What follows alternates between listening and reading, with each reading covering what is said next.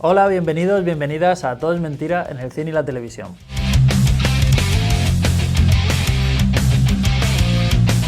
Hace nada hablábamos de cómo DC Comics tenía ante sí un año esencial para presentar sus armas y enfrentarse a Marvel.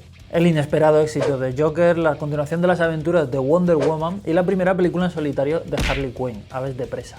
Esta última una potencial bomba que después de Aquaman y Shazam dando un giro de 180 grados al estilo de Zack Snyder, significaba mucho para la compañía. Primer problema de todo esto, la película ha sido un fracaso en taquilla.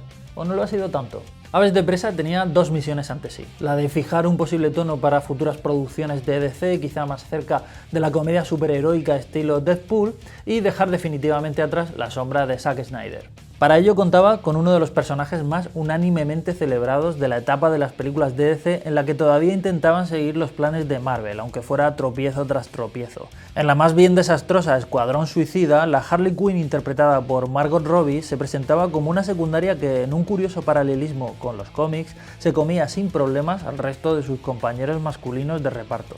Harley Quinn nació como comparsa del Joker en la mítica serie de animación de los años 90 Las aventuras de Batman, y obtuvo una fascinante personalidad propia en el cómic Amor Loco, uno de los mejores tebeos de toda la historia del Caballero Oscuro y que hace poco tuvo su correspondiente adaptación animada. Desde aquel lejano 1994, la carrera de Harley Quinn se ha desarrollado principalmente en los cómics, donde rápidamente se desembarazó de la sombra del Joker, que es curiosamente lo que le sucede en Aves de Presa, donde se convierte en una antiheroína que se emancipa de la sombra del payaso del crimen y reivindica un espacio para contar su propia historia. La película no está nada mal, es una divertida cara B de los superhéroes típicos de DC, con un plantel de heroínas bastante interesante y donde destaca, aparte de Harley Quinn, la cazadora, interpretada por Mary Elizabeth Winstead. La película tiene ideas de guión muy interesantes, como el paralelismo entre una ruptura amorosa y la gestación de una heroína, y unas escenas de acción estupendamente coreografiadas y editadas, muy por encima de los excesos de fantasía CGI de la mayoría de las películas del género,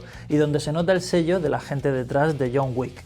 Sin embargo, desde su mismo día de estreno, no pudo desembarazarse de las temibles hordas de fans tradicionales del género que, debido a su protagonismo íntegramente femenino y a su actitud claramente orientada a no complacer a la mitad más testosterónica del público, recibió críticas que la acusaban de ser un producto prefabricado que hacía gala de un feminismo algo teledirigido y en el fondo vacío. Algo de eso hay, desde luego, no podemos comparar una superproducción salida de las entrañas de la maquinaria de Hollywood con, por ejemplo, una comedia feminista de autor. Pero como manifiesto de feminismo pop, con una especie de actualización del intrascendente, pero con la perspectiva que da el paso del tiempo valioso, girl power, de las Spice Girls, funciona. Lo que no quita para que cuando llegaron las primeras noticias acerca de que la película no había cubierto las expectativas en taquilla, ya llegaron los de siempre a celebrar su victoria sobre la, abro comillas, oleada de corrección política que nos asola, cierro comillas. La película había recibido el rechazo del público, sensación acentuada por la decisión de Warner de cambiar su título. De Aves de Presa y la fantabulosa emancipación de Harley Quinn, es decir, Birds of Prey and the Fantabulous Emancipation of One Harley Quinn, pasaría a llamarse Harley Quinn Birds of Prey. Una decisión insólita y que recordaba de forma escalofriante a un caso muy reciente, y este sí, un sonoro fracaso de taquilla, cuando Universal envió a los cines, después de estrenada, una versión de Cats con los efectos especiales más acabados. Sin embargo, y aunque no podemos calificar a Aves de Presa como un bombazo de taquilla del calibre de Joker, de Aquaman o de Shazam, por decir tres películas recientes de DC que han sido un éxito, quizá podamos matizar un poco ese San Benito que le ha caído de ser un fracaso absoluto y que dicen sus detractores. Veamos las cifras. Aves de Presa ha tenido un presupuesto de entre 82 y 100 millones de dólares.